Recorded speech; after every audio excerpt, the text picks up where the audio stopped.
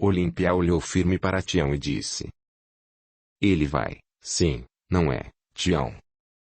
Ele, novamente, acenou com a cabeça, concordando. Terminaram de tomar o café e ficaram por mais algum tempo conversando. Depois, todos foram para seus quartos. Assim que entraram no quarto, Tião, demonstrando que não estava feliz, disse: Olímpia, não posso trabalhar em uma carvoaria. Sabe que o trabalho não é fácil. Sei, sim, Tião, mas não estamos em condições de escolher. Qualquer trabalho é bem-vindo. Você vai, sim, até eu conseguir trabalhar. Depois, vamos ver como vai ficar. Você mentiu quando disse que é parteira. Por que fez isso? Não podia dizer o que faço realmente. Além do mais, eu disse que nunca mais farei aquilo. O que aconteceu com aquela moça, que morreu em minhas mãos, não vai acontecer nunca mais. Nunca mais vou fazer aquilo. Está bem, não precisa ficar nervosa. Amanhã, vou até a carvoaria. No dia seguinte, bem cedo, Tião acompanhou José Carlos até a carvoaria. Ele já conhecia uma igual àquela, pois, na cidade onde morava, havia muitas.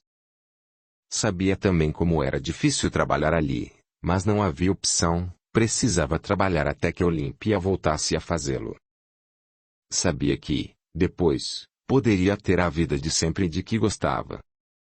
Olímpia, por sua vez, após tomar café, conversava com Adelina, que perguntou: A senhora disse que é parteira. Posso trazer uma amiga que está prestes a ter uma criança e poderá combinar com ela. Quer que eu faça isso? Por favor. Preciso trabalhar. Está bem, mais tarde vou até a casa dela. Pensando bem, a senhora poderia vir junto. Assim, já conversará com ela. Está bem, acho que esse é mesmo o melhor caminho. Tudo combinado, Olímpia voltou para seu quarto e se preparou para sair ao lado de Adelina. Saíram e, assim que chegaram à casa de Mirtes, ela as recebeu ao lado do marido. Depois de entrarem, sentaram-se em uma das cadeiras que havia ao redor de uma mesa de jantar. Depois de conversarem, e por Mirtes ser muito jovem e estar prestes a ter seu primeiro filho em 2 meses, Olímpia disse como tudo aconteceria. Ficou combinado que Olímpia seria chamada assim que as primeiras dores acontecessem. Após tomarem um café, saíram da casa e voltaram para a pensão. Olímpia foi para seu quarto, e Adelina foi, ao lado da cozinheira, preparar o almoço. Olímpia, deitada no quarto, pensou: Ainda bem que já tenho um trabalho. Espero que logo venham outros. Parece que tudo vai dar certo. A única coisa que está me preocupando é o Tião. Será que vai ficar no trabalho? Sei que não gosta de trabalhar. Ficou ali por todo o dia, só saiu para almoçar. No fim da tarde, Tião voltou. Estava sujo de poeira de carvão. Assim que ele entrou no quarto, Olímpia, arregalando os olhos, disse: Nossa, Tião, como você está sujo. Estou, sim, e muito cansado. Trabalhar em carvoaria é muito ruim. Para você, qualquer trabalho é ruim, mas estamos precisando e não há outro caminho. Amanhã não volto para lá. Preciso encontrar outro trabalho. Tudo bem, mas só vai deixar de ir para a carvoaria no momento em que encontrar outro trabalho, Tião. Ainda não entendeu que temos pouco dinheiro e que ele vai acabar? Olímpia, nervosa, disse quase gritando. Agora, vá tomar um banho e troque essa roupa. Tião, como sempre fazia, obedeceu. Assim que ele saiu do quarto, Olímpia, ainda nervosa, pensou: Não posso dizer a ele que já tenho um trabalho à vista. Ele precisa tomar jeito na vida. O tempo foi passando. Tião, embora reclamasse todos os dias, continuou na carvoaria. Olímpia foi chamada pelo marido de Mirtes e ajudou seu menino a nascer. Com a criança no colo e ao entregá-la para a mãe, emocionada, falou: "Aqui está o seu filho. Ele está muito bem. Vou ficar aqui por algumas horas para ver se está tudo bem, depois vou para casa, mas pode me chamar a qualquer momento." Mirtes, cansada, pegou o menino no colo e o aconchegou junto de seu peito, com aquele carinho que toda mãe sente ao pegar pela primeira vez seu filho nos braços. Enquanto Olímpia voltava para casa, foi pensando: ainda bem que tudo correu bem, e estou feliz por ter ajudado uma criança a nascer. Não quero pensar muito, mas a quantas crianças eu impedi que isso acontecesse. O tempo passou.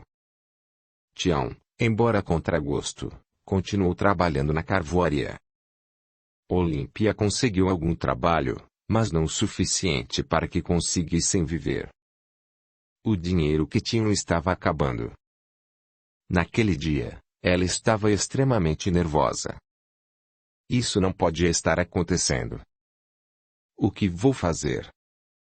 Passou o dia todo em seu quarto. Na hora do almoço, Adelina estranhou a atitude dela e perguntou: "O que está acontecendo, Olímpia? Parece que está muito nervosa." "Está tudo bem, Adelina. Estou preocupada com a falta de trabalho, mas vai passar." À tarde, quando Tião voltou do trabalho, mal-humorado como sempre, encontrou Olímpia deitada. Estranhou. "O que está acontecendo, Olímpia? Nunca vi você deitada a esta hora."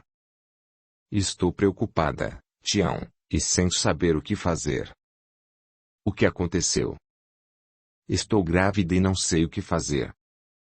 "O quê? Como isso aconteceu?"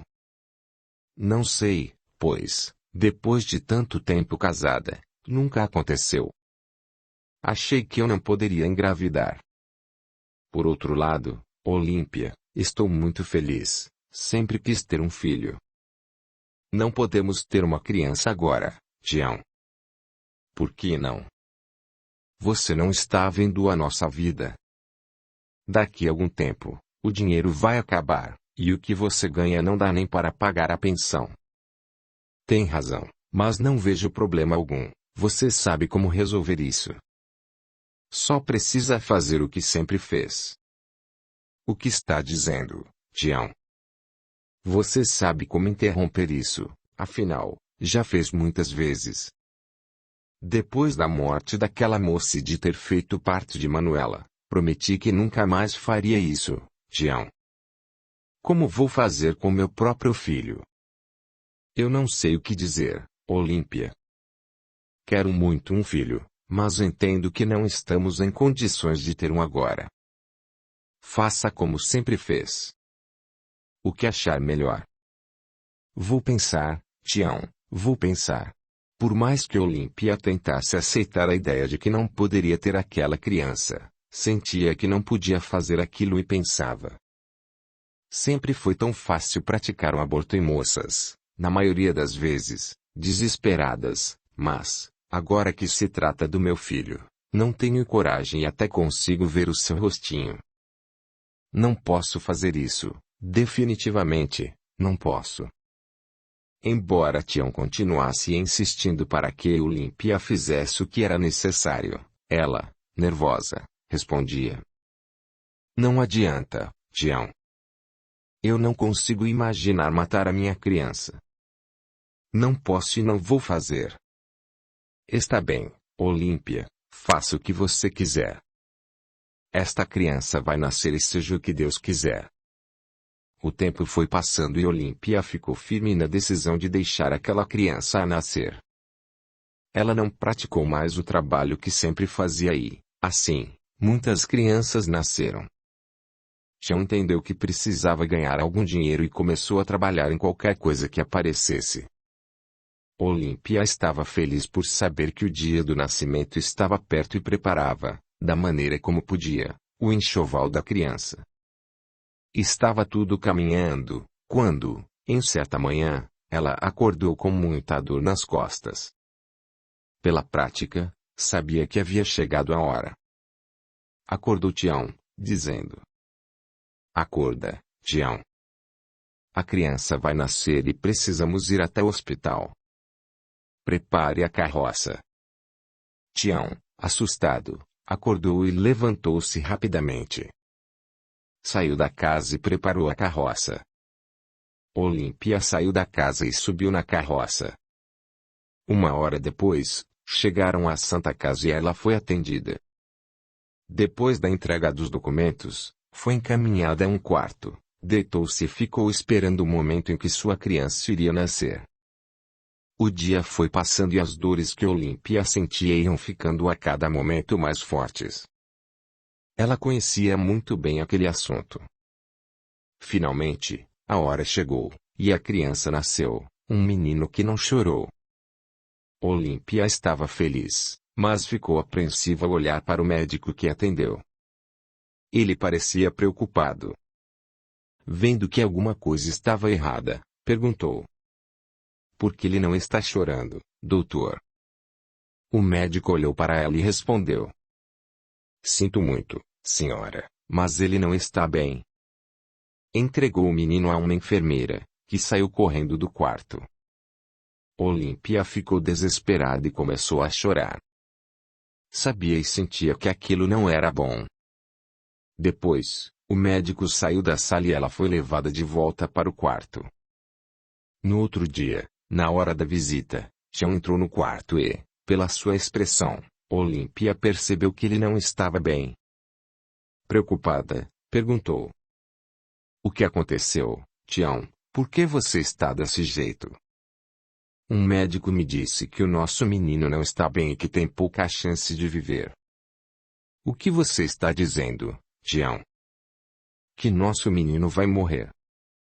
Foi o que o médico disse, Olímpia. Também estou assustado. Quero ver o meu filho, Tião. Não sei se poderá, Olímpia. Acho que preciso falar com o médico para ver se ele autoriza você a sair do quarto. Faça isso agora, Tião, mas, se ela permitir ou não, eu não me importo. Vou até o berçário de qualquer maneira. Sei disso, mas prefiro falar com o médico e ter a autorização. Antes que ela falasse qualquer coisa, ele saiu do quarto e voltou algum tempo depois, dizendo: O médico falou que você pode ir até lá, mas não pode ficar por muito tempo, Olímpia. O que mais ele disse, Tião? Disse que o menino nasceu com um problema muito sério, o que pode causar sua morte, mas, se ele conseguir sobreviver, pode ter problemas mais sérios ainda. Que problemas, Tião? O problema é no cérebro, e ele poderá ficar sem falar, andar e conversar. Terá de ser cuidado durante sua vida toda. Isso não me importa, Tião. É meu filho e quero que ele fique ao meu lado. Vou cuidar dele por toda a minha vida, se precisar. Não sei se penso como você, mas é nosso filho e, se ele sobreviver, vamos cuidar dele da maneira que pudermos. Agora, vou ajudar você a se levantar e vamos ver como ele está. Ele ajudou e ela se levantou rapidamente. Queria muito ver seu filho. Quando chegaram ao berçário, Tião falou com a enfermeira e ela se aproximou de um pequeno berço, onde o menino estava. Mostrou e voltou a falar com eles, que a estavam acompanhando através de um vidro. Depois fez um sinal com a mão, indicando que eles fossem até a porta que ficava distante da sala onde o menino estava. Eles foram, e um médico abriu a porta por alguns centímetros. Como puderam ver, ele não está bem. Estamos fazendo tudo ao nosso alcance para que ele sobreviva, mas devo dizer que está muito mal. Olímpia, ao ver o filho daquela maneira, não pôde evitar e começou a chorar sem conseguir parar. O médico foi chamado pela enfermeira e foi para o quarto. Olímpia e Tião o acompanharam e viram que ele foi em direção ao berço onde o menino deles estava. Viram que o médico examinou, depois olhou para a enfermeira e, Com a cabeça, disse não.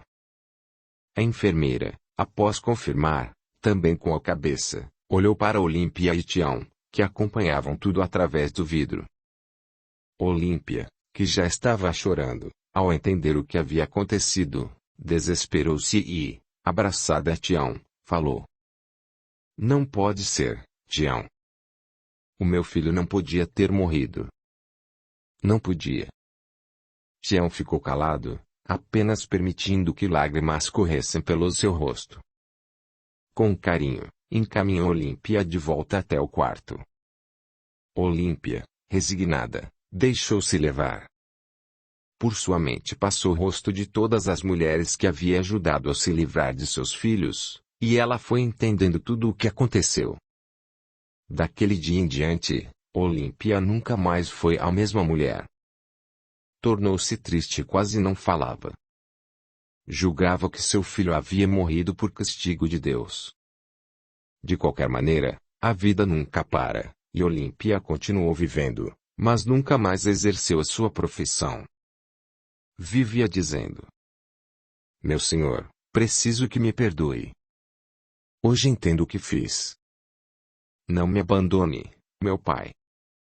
Se inscreva, ative o sininho, e clique em todas, para receber as notificações de novos audiolivros. Deixe o seu gostei, o seu comentário, e compartilhe. O seu apoio ajuda o canal a crescer. A gratidão é o caminho da evolução. Capítulo 7. Planejando o futuro. Naquele mesmo instante, apesar de ter dormido em alta hora da madrugada, Edith acordou. Olhou para a janela e, por suas frestas, viu que o dia amanhecia. Continuou deitada e pensando. Depois de tudo o que Margaret me contou, fico pensando em como a vida trabalha e anda. Não sei o que pensar. Qual teria sido o motivo de tudo isso ter acontecido? Porque eu e ela, por motivos diferentes, viemos parar aqui. Apenas sei que aqui estamos e precisamos sair. Essa criança que quer nascer precisa ser protegida. Sinto que só eu poderei ajudá-la. Margaret está perdida e sem saber que caminho tomar, mas sinto que, também, não deseja interromper o nascimento dessa criança. Talvez o que estou pensando em propor a ela possa nos ajudar. Estava assim deitada e pensando, quando ouvi uma leve batida na porta. Sorriu. Entre, Margaret. A porta se abriu e Margaret entrou. Bom dia, Edith. Acordei cedo e, passando por sua porta, bati de leve na esperança de que estivesse acordada. Bom dia, Margaret. Acabei de acordar. Sente-se aqui na cama. Margaret se sentou, dizendo: Não consegui dormir, pensando e tentando descobrir qual é a solução em que você disse estar pensando para que possamos sair daqui sem eu precisar tirar a minha criança. Também estive pensando sobre isso e vou contar a você, mas, antes disso, preciso falar como e por que cheguei aqui. Estou curiosa, Edith. Comece a contar. Edith sorriu e começou falando. Vou contar a minha história, porque a solução dos nossos problemas passa por tudo o que aconteceu em minha vida até aqui. Está bem, Edith. Sou todo ouvidos. Edith contou até o momento em que Anastácia lhe mostrou a máquina de costura e continuou. Eu estava encantada com tudo aquilo, Margaret. Anastácia pegou uma das revistas e abriu-a na página em que estava o modelo de um dos vestidos que havia escolhido. Dobrou a folha no meio e pegou alguns papéis que havia feito quando costurar os outros vestidos. Riscou aqui e ali, dizendo: Está pronto, Edith. Agora, vamos colocar sobre o tecido e cortar. Você vai ver que vai ficar igualzinho a este aqui da revista. Pegou uma tesoura e me entregou, depois pegou outras e me fez cortar junto com ela. A princípio, comecei a cortar com medo de estragar o tecido, mas aos poucos fui ficando confiante e terminei cortando todas as partes, claro que com ela me orientando. Depois ela me ensinou a alfinetar, alinhavar e, finalmente, a costurar na máquina. Daquele dia em diante, aprendi tudo sobre como confeccionar um vestido, desde o mais simples até o mais rico, bordado com pedraria. Ela, a cada vestido feito por mim, ficava feliz e dizia: "Você, agora, já pode se considerar uma costureira e não vai precisar, mas, se isso acontecer, já tem uma profissão para seguir sua vida." Que mulher maravilhosa, Edith. Sim, Margaret, ela era maravilhosa. Eu nunca imaginei que um dia eu estaria em um lugar como este. Ela é uma daquelas pessoas que passam por nossa vida sempre que precisamos ser ajudados. Se você pensar bem, muitas pessoas já ajudaram, mesmo sem conhecê-la. Tem razão, Edith. Fui ajudada por pessoas que não conhecia e que, provavelmente, nunca mais encontrarei, mas como chegou aqui, Edith. Aquele tempo em que vivi na fazenda ao lado do coronel, que me tratava como uma filha, e ao lado de Anastácia, foi o mais feliz da minha vida. Usava os vestidos mais bonitos e joias com as quais o coronel sempre me presenteava. Meu pai, um dia, veio até a fazenda para se despedir. Chegou perto de mim e disse: "Com o dinheiro que o coronel me deu comprei umas terras no Nordeste e estamos indo para lá. Depois que chegarmos, vou mandar o endereço para você." Nunca mandou notícias e eu não sabia onde estava, Margaret, mas, para ser sincera, não me importei, pois aquela vida que eu vivia com o coronel nunca havia tido ou teria se continuasse a viver ao lado dos meus pais. Nunca me preocupei com o que aconteceu com ele, com meus irmãos, nem mesmo com Paulinho, o menorzinho. O tempo foi passando e continuei ali, feliz e aprendendo sempre mais sobre corte e costura. Fazia aquilo só para me distrair, além de gostar. Anastácia esteve sempre ao meu lado, ensinando tudo. Aprendi a fazer qualquer roupa que aparecesse em uma revista. Um dia, pela manhã, o coronel acordou sentindo muita dor na cabeça. Anastácia fez um chá e deu para ele, mas não adiantou.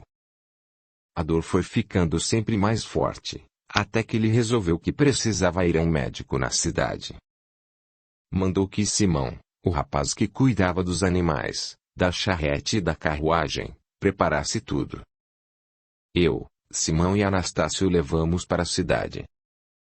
Depois de examinar o coronel, o médico disse: "Não deve ser nada grave. Por enquanto, vou mandar preparar um remédio, deverá tomar 10 gotas 3 vezes ao dia, mas, se não melhorar, precisará ir à capital para fazer alguns exames." Passamos pela farmácia, pegamos o remédio e voltamos para casa. Ele tomou o remédio por 2 ou 3 dias, e a dor não passou, só aumentou.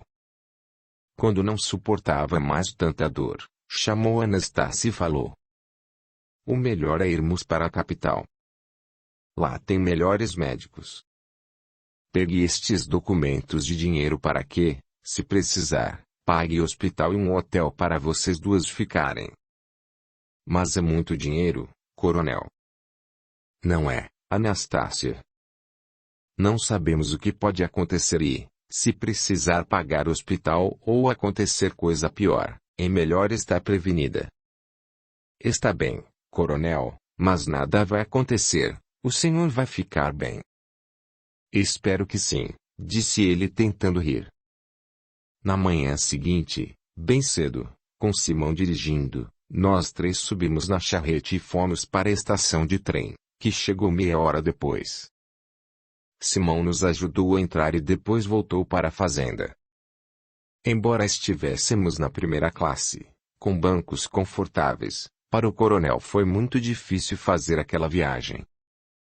Durante todo o tempo, sentiu muita dor. Ele fez o possível para que nem eu nem Anastácia percebêssemos, mas nem sempre conseguiu disfarçar. Eu, ao mesmo tempo que estava apavorada por ver o que ele sentia, também estava encantada com o trem. Nunca havia saído da minha casa, menos ainda conhecido outra cidade além da minha. Para mim, o trem era a coisa mais linda que eu havia visto. As poltronas eram macias, forradas com tecido. Não conseguimos dormir. O coronel, por causa das dores, eu e Anastácia, preocupadas com ele. Aquela viagem foi longa e parecia que nunca chegaríamos. Finalmente, chegamos à Estação da Luz na capital. Com dificuldade e ajudado por nós duas, o coronel pôde, ao nosso lado, sair do trem e da estação. Meu espanto, então, foi maior ainda. Na nossa cidade, a estação era pequena e não tinha nem de longe o tamanho e a beleza daquela. Assim que chegamos à rua, vimos uma fila de carruagens, charretes e carroças. O coronel, olhando para todas, disse: Anastácia, vá conversar com o cocheiro daquela carruagem e diga a ele que precisamos ir até a Santa Casa. Enquanto eu e o coronel caminhávamos devagar, Anastácia foi apressada a conversar com o cocheiro e voltou em seguida com ele, que ajudou o coronel a caminhar e a subir na carruagem. Depois de mais ou menos meia hora, enfim chegamos à Santa Casa. O cocheiro, vendo que o coronel não estava bem, desceu dizendo: Esperem aí, vou entrar e chamar alguém. Desceu e voltou em seguida com 2 enfermeiros e uma maca. Colocaram o coronel nela e saíram apressados. Eu e Anastácia os seguimos. Entraram com o coronel por uma porta. Eu e Anastácia ficamos por algum tempo sem saber o que fazer, até que o cocheiro disse: Precisam ir até aquele balcão para fazerem uma ficha.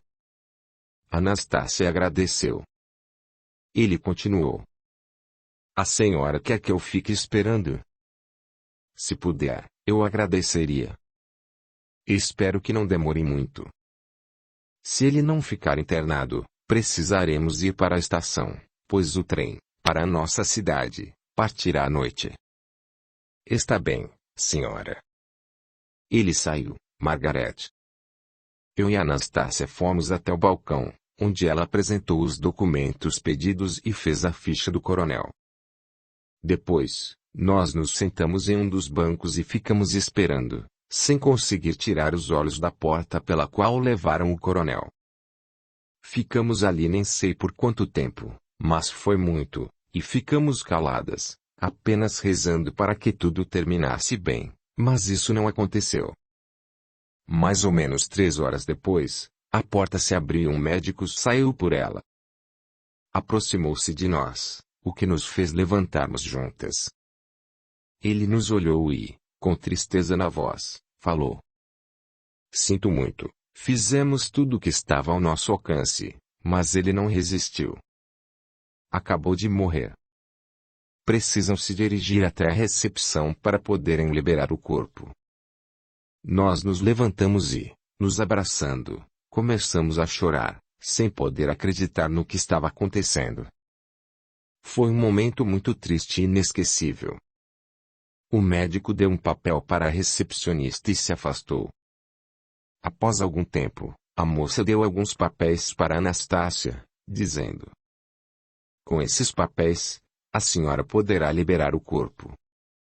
Com os papéis na mão, Anastácia olhou para mim com um olhar de interrogação. Percebi que ela não sabia o que fazer com aqueles papéis. Eu também não sabia, mas, como se fosse a providência de Deus, o cocheiro entrou e se aproximou. Ao ver que chorávamos, perguntou: Ele morreu, senhora? Sim, e não sei o que fazer, Anastácia respondeu. Como moram longe, acho melhor irmos até a estação de trem e perguntar como pode ser feito.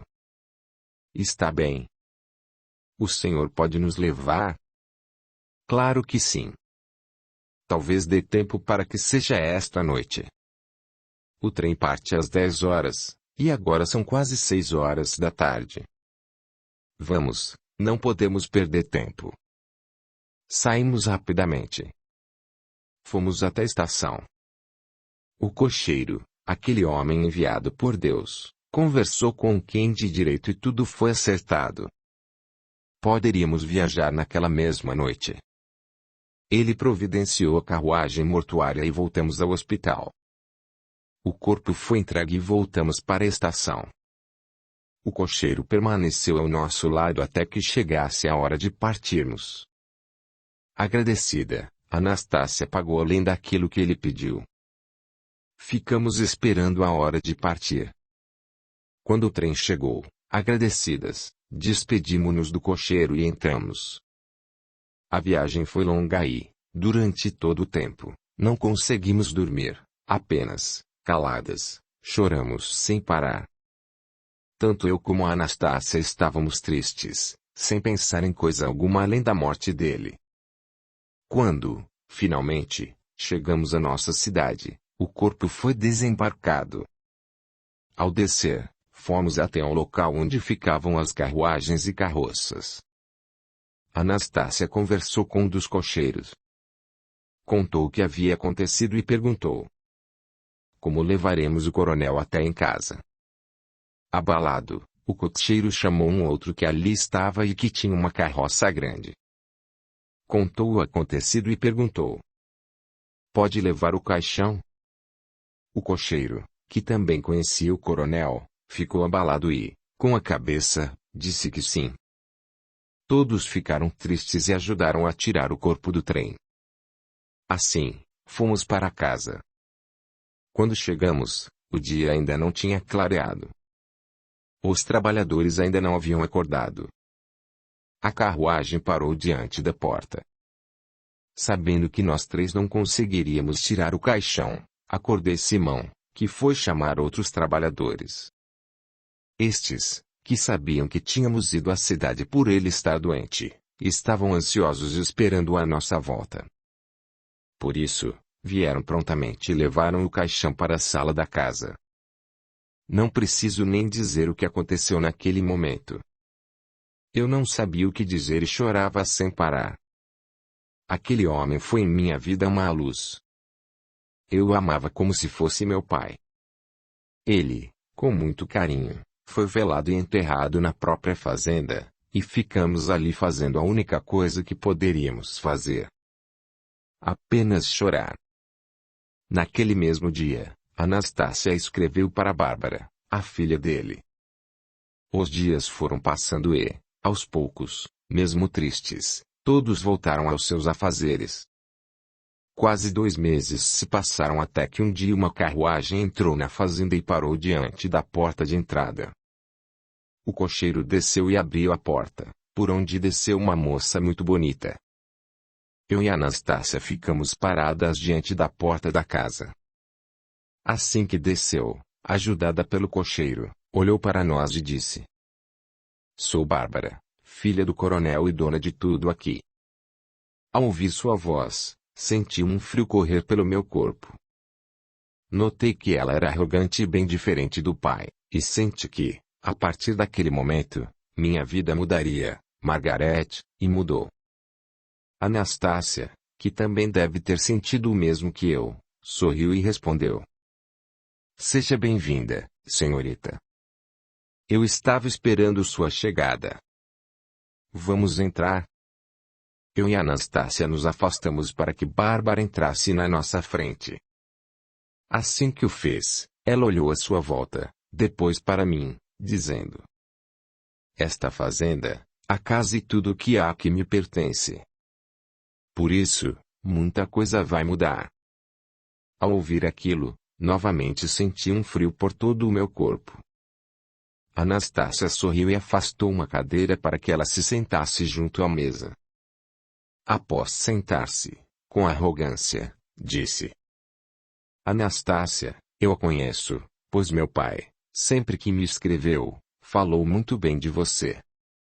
Olhou para mim e perguntou: você, quem é? Com a voz trêmula, respondi: meu nome é de Timuru aqui há algum tempo. Mora. Como e por quê? O coronel sentiu pena dela por ser muito pobre e a trouxe para cá para que pudesse ter uma vida melhor. Foi por isso, ou para que ela se tornasse sua amante. Não, senhorita. Ele sempre a tratou como se fosse sua filha. A filha dele sou eu. Ela é apenas uma oportunista e, por isso, vá embora ainda hoje. Não pode fazer isso, senhorita. Ela é apenas uma menina e não tem família nem para onde ir. Não só posso como vou fazer. Pode ir embora, moça. Não quero que fique aqui nem mais por um minuto. Por favor, senhorita, não faça isso. Anastácia disse, quase chorando. Já fiz e não vou mudar de ideia. Vá embora, moça, e não demore muito. Eu, tremendo muito, Margarete, fiquei sem saber o que fazer. Ela gritou. Não ouviu o que falei? Saia daqui e vá para onde quiser. Não tenho para onde ir, senhorita. Eu disse chorando. Esse problema é só seu. Só quero que saia agora mesmo. Está bem, vou pegar minhas coisas. Coisas? Que coisas? Deve ter chegado aqui com a roupa do corpo e é com ela que vai embora. Ao ouvir aquilo, Anastácia, em desespero, pediu. Por favor, senhorita. Ela é apenas uma criança. Ela vai embora, e você, Anastácia, se quiser, pode ir também. Anastácia olhou para mim e, agora chorando, disse. Não posso ir com você, Edith. Sou velha e não tenho como recomeçar, mas você é jovem e já tem uma profissão, poderá ser costureira e conseguirá sobreviver. Vá com Deus, minha filha. Ele nunca abandona seus filhos e não vai abandonar você. Depois me abraçou com força e muito carinho. Bárbara permaneceu com o rosto frio, como se nada estivesse acontecendo. Anastácia ainda tentou me ajudar. Ela pode trabalhar aqui e morar com algum dos empregados. Já disse que quer essa moça fora da fazenda. Falou com a voz firme e quase gritando. Anastácia estava desolada. Ela me conhecia e sabia que eu não tinha para onde ir. Olhou para mim e, chorando, falou. Vá, minha filha, e não se esqueça de tudo o que lhe ensinei. Tenha fé, que tudo sempre dá certo. Tentei entrar em casa, mas Bárbara se colocou em frente à porta, me impedindo. Anastácia, ainda chorando, disse. Vou pedir ao Simão que leve você até a cidade. Quem é Simão? Ela perguntou com raiva. É o cocheiro da fazenda, Anastácia respondeu com a voz trêmula. Pois ele trabalha para a fazenda, não para qualquer uma. Simão não vai a lugar algum. Ela que vá a pé. Bárbara estava muito nervosa e impaciente. É muito longe, senhorita. Pare de tentar ajudá-la, Anastácia. Se continuar assim, vai junto com ela. Você só vai ficar aqui porque ficou muito tempo ao lado do meu pai. Por carta, ele me disse que você sempre cuidou muito bem dele, mas, quanto a essa moça, nada a fez por ele, apenas o explorou. Sem alternativa, Margarete, e sentindo que nada mais poderia ser feito, com o coração apertado e desesperada, abracei-me a Anastácia, beijei-a e me afastei. Fui para a estradinha e comecei a caminhar sem saber para onde ir ou o que ia fazer. Fui caminhando. Chorava tanto que quase não conseguia ver a estrada. Meu coração chegou a doer. Enquanto caminhava, ia me recordando de como havia sido a minha vida até ali. Quanto havia sofrido com a miséria na minha infância e os momentos bons que havia passado na casa do coronel. Agora, eu estava ali caminhando sem nada e sem destino. Ouvi o barulho de uma carroça que, vindo por trás, aproximava-se. Parei e me voltei. A carroça estava a uns 20 metros de distância. Vi que nela estava um casal de trabalhadores da fazenda, um casal de italianos que havia chegado há pouco tempo. Assim que se aproximaram e vendo que eu chorava, A mulher perguntou. O que aconteceu, senhorita? Para onde está indo? Eu quase não conseguia falar, pois não era capaz de conter os meus gemidos. Não sei para onde estou indo, estou apenas caminhando. Suba aqui e sente-se ao meu lado. Durante o caminho poderá nos contar o que aconteceu. A senhorita não mora na casa grande? Entre lágrimas, Margaret sorri para aquela mulher que não conhecia, pois só a tinha visto algumas vezes. Ela se encostou ao marido e eu subi e me sentei ao seu lado. O marido colocou a carroça em movimento. Não sei o motivo, mas me senti bem ao lado deles. Enquanto a carroça andava lentamente, fui contando o que Bárbara havia feito e a minha situação no momento. Quando terminei de contar, percebi que havia parado de chorar. Ela me olhou firmemente e, tentando sorrir, disse: Você vai encontrar um lugar para ficar e trabalhar. Olha, eu e meu marido saímos da nossa terra e da nossa pátria e estamos aqui, longe de parentes e amigos, mas estamos sobrevivendo. Quando viemos para cá nunca imaginamos que seria tão difícil, mas aqui estamos, lutando para termos uma vida melhor, e temos fé de que vamos conseguir. Deus nunca abandona seus filhos e não vai abandonar você. Eu ouvi o que ela disse, mas, naquele momento, tudo aquilo me soava estranho. Nunca tinha me preocupado com religião ou com Deus. Conheci alguma coisa que a Anastácia tinha me dito, mas nunca dei muita atenção. Porém, ao ouvir aquilo, senti no coração um ponto de esperança e, no íntimo, pedi que ela tivesse razão. Durante o caminho, ela falava sem parar. Seu marido permaneceu calado. Ela contou como era a vida deles na Itália e quantos sofreram no navio até chegarem ao Brasil. Quando saímos da Itália, achamos que estávamos vindo para uma terra de riqueza e felicidade, mas não foi isso que aconteceu. Quando chegamos, fomos recebidos no porto por um senhor que nos trouxe para cá e estamos trabalhando para juntarmos algum dinheiro, para podermos ir embora para a capital e conseguirmos um bom trabalho lá. Somos jovens e queremos que nossos futuros filhos tenham uma vida diferente da nossa. Eu a ouvia falando, Margaret, mas não entendia como alguém podia deixar sua terra e se envolver em uma aventura como aquela. Ela não me parecia triste ou revoltada, e ainda disse: Ainda bem que viemos para esta fazenda, onde o dono trata muito bem seus trabalhadores. Tivemos notícia de amigos que foram para outras fazendas e que estão sendo explorados por seus patrões. Eu, calada, somente ouvia. Não tinha o que dizer, só pensava em como seria a minha vida dali para a frente. Anastácia disse que eu poderia viver como costureira, mas onde e como começar, já que não tinha onde morar. Por fim, chegamos à cidade. Ele parou a carroça e nos ajudou a descer. Assim que descemos, Joana, esse era o nome dela, falou.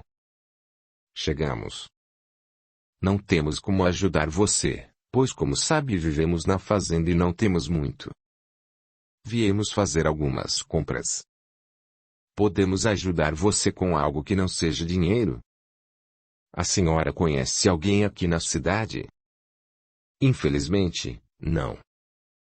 Mas não fique preocupada, algo ou alguém vai aparecer para ajudar você. Tenha certeza disso. Está bem, obrigada. Sem a sua ajuda, eu ainda não estaria nem no meio do caminho. Vou procurar por aí, talvez encontre algum trabalho ou um lugar para morar. Vai encontrar, sim. Pode ter certeza. Deus nunca abandona seus filhos.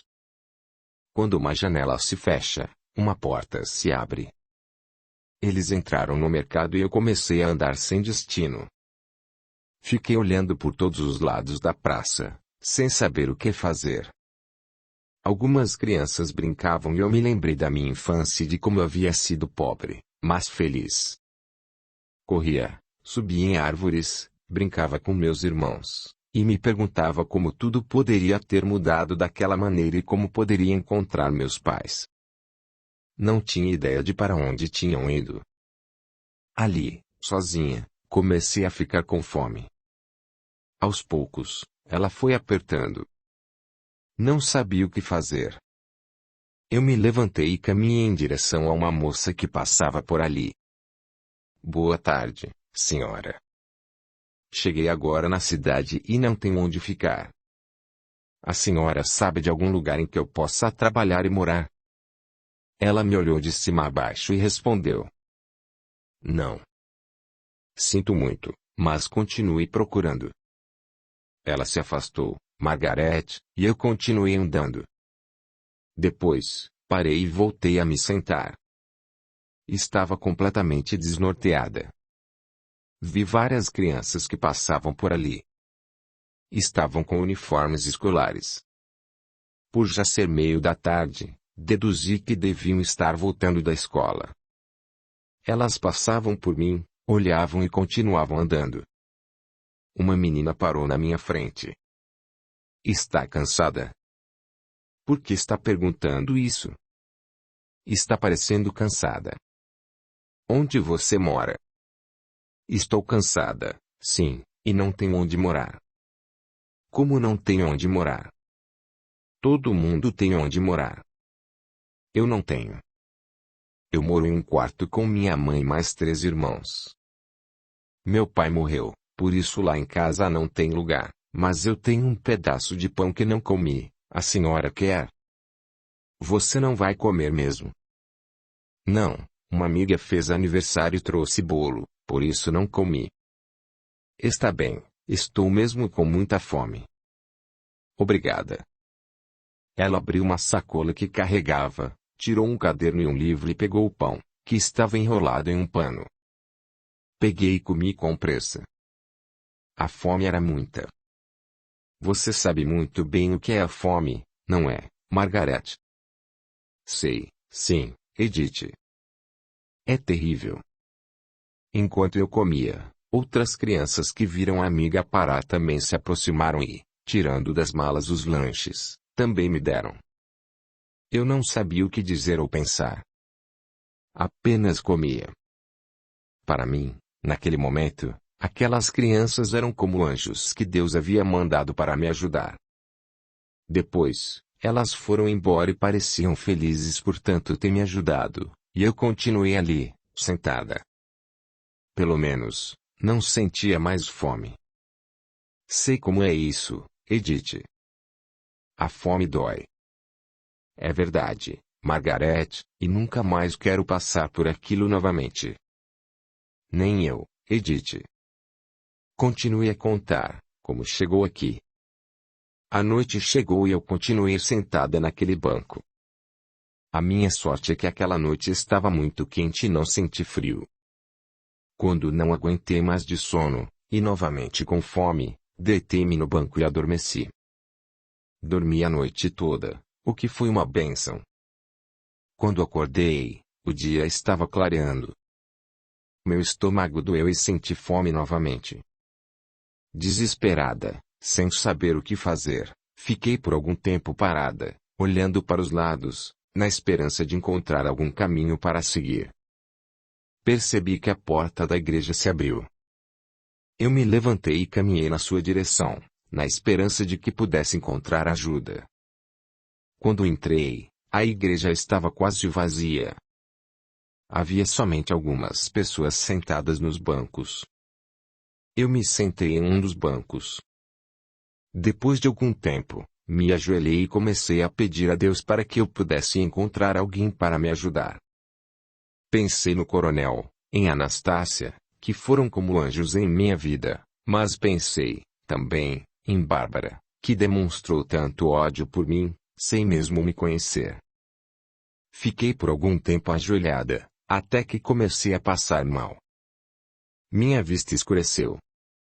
Tentei me levantar e me sentar novamente, mas não consegui. Desmaiei. Nossa, Edith. O que aconteceu com você? Não sei, Margaret. Só sei que, quando acordei, percebi uma senhora ao meu lado e um padre, que perguntou: Está melhor, Minha filha. Acho que estou. Obrigada, padre, respondi, sentando-me novamente. Você está com fome? Estou, padre. Não como desde ontem à tarde. Ele olhou para a senhora que estava ali e disse: Dona Isabel, vou começar a rezar a missa. Leve essa moça até minha casa e dê alguma coisa para que ela coma. Ela me ajudou a levantar e só aí eu vi que havia muitas pessoas na igreja. Com carinho, a senhora pegou no meu braço e me conduziu por uma porta que havia ao lado do altar. Entramos na sacristia, passamos por ela e entramos por outra porta, chegando à cozinha de uma pequena casa. Ela fez com que eu me sentasse, dizendo: Esta é a casa do padre. Ele vive aqui sozinho.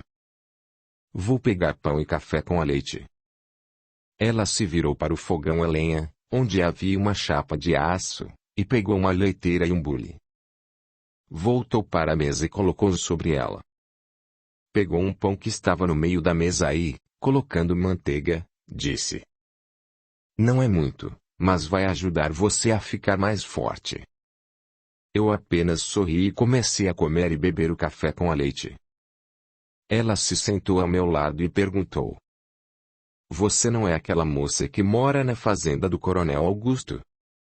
Eu já vi com ele em algumas festas da cidade. Sabe como é cidade pequena? Todos se conhecem. Admirada por ela ter me reconhecido e vendo o que não teria como negar, respondi: Sou, sim. Por que está aqui na cidade e nessa situação? Comecei a chorar, pois era a única coisa que podia fazer, e contei a ela o que havia me acontecido com a morte do coronel e a chegada de Bárbara. Terminei dizendo: Por isso que estou aqui nessa situação, precisando de ajuda, de um lugar para trabalhar e morar. Sinto muito pelo que aconteceu com você, mas acho que aqui nesta cidade não vai encontrar ajuda. Por que não? Sempre houve muitos comentários a seu respeito. E comentários? Todos pensam e comentam o mesmo que a filha do coronel. Dizem que você se tornou amante dele por causa de dinheiro. Precisa entender que, realmente, você é muito jovem e bonita, e ele era bem mais velho. Isso não é verdade. Ele sempre me tratou como um pai. Respondi quase gritando indignada: Margaret. Teve razão, Edith, mas você há de convir que a diferença de idade entre vocês era muito grande, e é difícil acreditar que eram como pai e filha. O que aconteceu depois? Ela continuou falando. Você está dizendo isso e eu acredito, mas, para as pessoas da cidade, você sempre foi uma oportunista. Como já disse, a cidade é pequena e todos se conhecem. Audiolivro realizado pelo canal Surya Chand Audiobook. Voltei a chorar. Meu Deus do céu, o que vou fazer? Não tenho para onde ir. Naquele momento, o padre entrou na cozinha e, ao me ver ali, perguntou: Já tomou seu café? Sim, senhor, e obrigada. Por que está chorando? Depois que o coronel morreu, a filha dele chegou e não quer que ela continue na fazenda. Ela não tem para onde ir. Como assim? O que aconteceu? Eu contei tudo a ele, Margaret, e terminei dizendo: Preciso de um lugar para trabalhar e morar. Estou na rua e sem destino. O senhor pode me ajudar? Conhece todas as pessoas desta cidade. O padre e Dona Isabel se olharam. Ele demorou um pouco para responder. Sinto muito. Como está vendo, aqui não tem lugar para ninguém morar além de mim. Quanto às pessoas da cidade, conheço todas e sei que também vai ser difícil encontrar alguém que ajude. Dona Isabel já me disse isso, mas não é justo. O coronel sempre me tratou como sua filha. Nunca teve outra intenção. Acredito em você, mas, sabe como é, não posso influenciar as pessoas. Olhei para ele e percebi que, embora tivesse dito que havia acreditado no que eu tinha dito, ele também não acreditava. Como eu não conseguia parar de chorar, ele disse: "A única coisa que posso fazer por você é lhe dar algum dinheiro para que possa tomar o trem e ir para outra cidade, onde ninguém a conheça. Assim, talvez, possa encontrar um abrigo. A igreja é muito pobre, mas posso conseguir algum dinheiro." Vendo que eu não tinha outro caminho, ainda chorando, disse: "Obrigada, padre. Vou aceitar e seja o que Deus quiser. O trem vai passar por aqui às 3 horas da tarde. Pode ficar na estação." "Eu não posso ficar aqui na igreja." "Infelizmente, não pode. Vou ter de sair para atender algumas pessoas que estão doentes e preciso fechar a igreja." Olhei para o seu rosto e percebi que ele estava incomodado com minha presença, Margaret. Acho que estava com medo de que chegasse alguém e me visse lá. "Não acredito, Edith. Ele não deveria ter ajudado você? Afinal, é um homem de Deus." Também pensei isso, mas depois entendi. Ele precisava continuar ali e não podia perder seus fiéis, o que provavelmente aconteceria. Após alguns minutos de silêncio, ele pegou o dinheiro na sacola de ofertas da igreja e me deu o suficiente para a passagem do trem. Olhou para mim e continuou: "Moça, precisa ir embora, pois vou fechar a igreja." Eu fiquei calada, pois não sabia o que dizer e só me perguntava em pensamento: "Meu Deus! O que fiz de mal para merecer isso?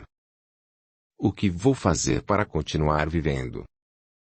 Acho que a melhor coisa é ir até a estação e, quando o trem chegar, me jogar nos trilhos e morrer. Pensou nisso mesmo, Edith? Sim, Margaret. Eu não via outro caminho para seguir, pois sabia que, mesmo que fosse embora da cidade, não teria como sobreviver, principalmente em um lugar desconhecido. Que horror, Edith! Eu, por tudo o que passei, em nenhum momento pensei em tirar minha vida.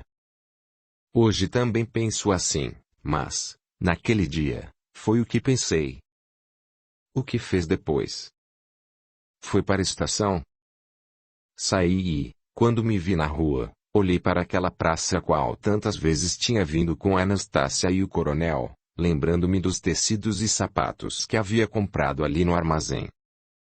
Lembrei-me também do Sr. Joaquim, o dono do armazém, e pensei: talvez ele me arrume um trabalho no armazém, é muito grande e precisa de trabalhadores. Caminhei até o armazém, entrei e fui direto falar com ele. Porém, quando me viu, ele olhou para um outro lado, dando-me as costas. Percebi que, embora sempre tivesse me tratado muito bem, agora, sem o coronel, ele devia pensar como as outras pessoas. Dei meia volta e, voltando a chorar, fui até o banco da praça, onde sempre me sentava ao lado de Anastácia para esperar o Simão chegar com a charrete. Chorando e desesperada, fiquei ali. Em dado momento, lembrei-me do que Anastácia sempre dizia: aconteça o que acontecer em sua vida, nunca perca a fé em Deus, pois Ele jamais abandona seus filhos. Todos nós, quando nascemos, temos um caminho a seguir e não temos como nos afastar. Ele sempre vem ao nosso encontro. Sorri ao me lembrar dela e do carinho com que sempre me tratou. Fiquei triste, por também me lembrar do seu olhar de desespero quando Bárbara fez com que eu fosse embora. Continuei ali sentada, vendo as pessoas andando de um lado para outro ou entrando e saindo do armazém. Eu parecia invisível, ninguém olhava para mim e, quando olhavam, viravam o rosto. A cada minuto que passava, eu pensava que tanto Dona Isabel como o padre tinham razão. Embora eu me lembrasse daquilo que Anastácia falava, sabia que, na cidade, não encontraria ajuda. Olhei para o relógio que havia na praça e vi que era 12:30. Comecei a ficar com fome, pois tinha comido muito cedo. Embora eu soubesse que o trem para a capital só viria na manhã seguinte, vi algumas máquinas sozinhas, ou com alguns vagões. Fui até lá e perguntei a um homem que estava ali, um tipo de vigilante. A que horas passa o trem? O de passageiros para a capital só chega às 6 horas da manhã. Acabei de ver um trem passando agora mesmo. São trens de carga que passam por aqui, mas sem passageiros. Quando virá o próximo? Às 3 horas da tarde. Saí de lá e voltei para o banco, onde estivera sentado e de onde podia ver o relógio que estava pendurado na estação. Fiquei pensando. Quando faltar 15 minutos para as 3 horas, vou para a estação e, assim que o trem estiver chegando, eu me jogo nos trilhos e todo esse desespero vai acabar, e a fome também. Hoje, penso que essa ideia jamais passaria por minha cabeça, mas naquele dia eu estava desesperada. Entendo. Mas o que aconteceu depois para que você não colocasse em prática o seu plano? Fiquei sentado ali por mais alguns minutos. Estava ali, chorando, quando duas mulheres se aproximaram. Uma delas perguntou: "Por que está chorando, moça?" Olhei para ela e continuei calada. Margaret. Ela insistiu: "O que aconteceu, moça?" Ninguém chora dessa maneira, a não ser que algo muito grave tenha acontecido. Como eu não conseguia parar de chorar, elas se sentaram ao meu lado, e a moça continuou: "Meu nome é Olivia e esta é Dona Irene. Embora não tivéssemos planejado, viemos para o centro comprar algumas coisas. Dona Irene não queria vir, mas eu, não sei qual motivo, a convenci. Acho que era para encontrar você." "Como é o seu nome?" "Edith." "Meu nome é Edith." "Olivia, Edith." "Sim, Margaret. Uma mulher da vida foi quem me ajudou." Olhei aí, também não sei o motivo, confiei nela e contei tudo o que havia se passado comigo. Terminei dizendo: "Estou esperando o trem chegar para me jogar nos trilhos e morrer." Uma olhou para a outra e, com um olhar desesperado, Dona Irene falou: "Que bobagem você está falando? Uma moça bonita e educada como você não tem motivo para morrer. Sua vida está apenas começando." "Não é, Olivia?" "Claro que não, Dona Irene." "Está pensando mesmo que eu?" "Estou, Olivia." A senhora pegou em minha mão, levantou minha cabeça e disse: "Você, se quiser, poderá ir para minha casa. Lá você vai ter trabalho e um lugar para morar. Você quer? A senhora não pensa como as demais pessoas da cidade?" "Não, Edith. Também somos discriminadas. Minha casa é uma casa de diversão para homens." Olhei para ela, que notou que eu não entendia o que estava falando. Sorriu e continuou: "Na minha casa, você vai ter uma boa cama e vestidos lindos. Terá, também, joias e poderá guardar algum dinheiro." Eu não acreditei no que estava ouvindo, Margaret, pois, alguns minutos atrás, achava que o único caminho que me restava era morrer, e aquela mulher me oferecia coisas maravilhosas. Perguntei: "O que preciso fazer para ter tudo isso?" "Como eu disse, na minha casa, os homens vão para se distrair e se divertir. Você só precisa dar atenção e ficar com eles." "Ficar? Ficar como?" "Deitar-se com eles." Anastácia já havia conversado comigo sobre esse assunto e o que eu deveria fazer com meu marido quando me casasse, mas eu não sabia que poderia fazer aquilo sem estar casada. Ela, vendo em meu rosto que estava confusa, continuou falando: "Eu não posso obrigá-la, mas acredito que estou oferecendo a você uma oportunidade de continuar vivendo. Somente você pode resolver." Pensei por alguns minutos e só pude chegar à conclusão de que ela tinha razão. Disse: Está bem, senhora. Eu aceito, pois só me resta esse caminho, o outro seria me matar. Então, já que aceitou, levante-se e vamos para casa. Obedeci, me levantei e a segui. Foi assim que cheguei aqui, Margaret. Assim que entramos na sala da casa, fiquei encantada com o tamanho e o colorido.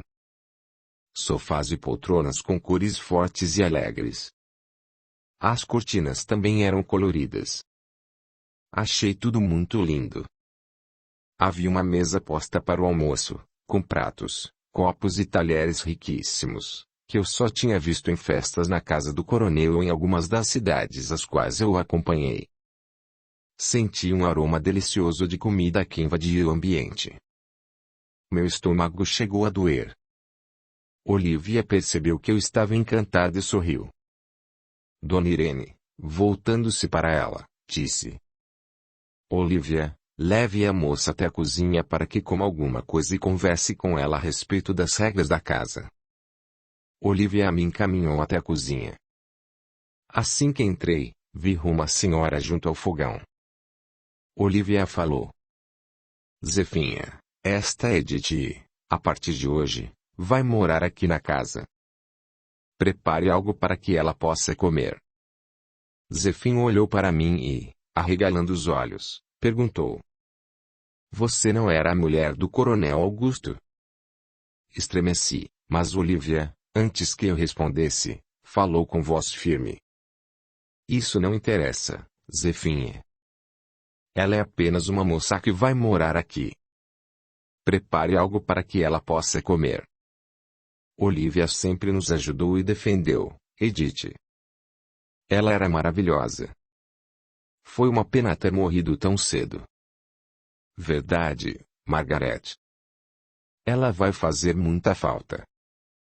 Zefinha preparou um prato com comida e colocou sobre a mesa. Não sei se a comida estava boa ou não, pois a fome era muita e comi rapidamente. Enquanto eu comia, Olivia, como aconteceu com você, disse tudo o que acontecia aqui na casa e como eu devia me comportar. Quando terminei de comer, pediu a Laurinda, a arrumadeira, que me preparasse um banho. Em seguida, subimos para os altos da casa. Após tomar um banho quente, cheiroso e demorado na tina, Olivia me conduziu até um quarto que também era colorido. Embora fosse diferente daquele que eu tinha na casa do coronel, achei lindo. Ela percebeu o meu espanto e, sorrindo, abriu um guarda-roupa e fez com que eu escolhesse o vestido de que mais gostasse. Todos eram lindos, embora fossem diferentes daqueles que estava acostumada a usar. Tinham decotes grandes, diferentes dos meus, o que me assustou. Eles são lindos, mas os decotes são muito grandes. Vou ter de usar esses vestidos com esse decote. Vai, sim, Edith.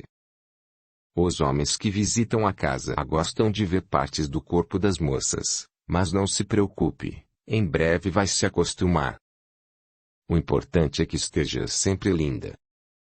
Depois de muito olhar, escolhi um que tinha um decote menor. Depois de vestida, Olivia me colocou um colar e brincos. Pintou meu rosto. Em seguida, prendeu meus cabelos e pediu que eu me virasse para um espelho grande que havia ali. Você está linda, Edith.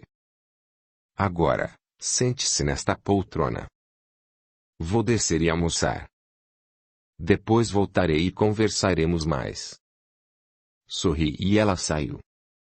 Eu, ali sozinha, voltei a pensar em toda a minha vida e em como ela havia mudado tão de repente.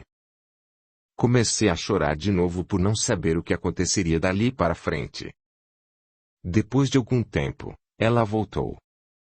Sentou-se em frente ao sofá em que eu estava e falou: Agora vamos conversar mais sério a respeito da sua vida aqui.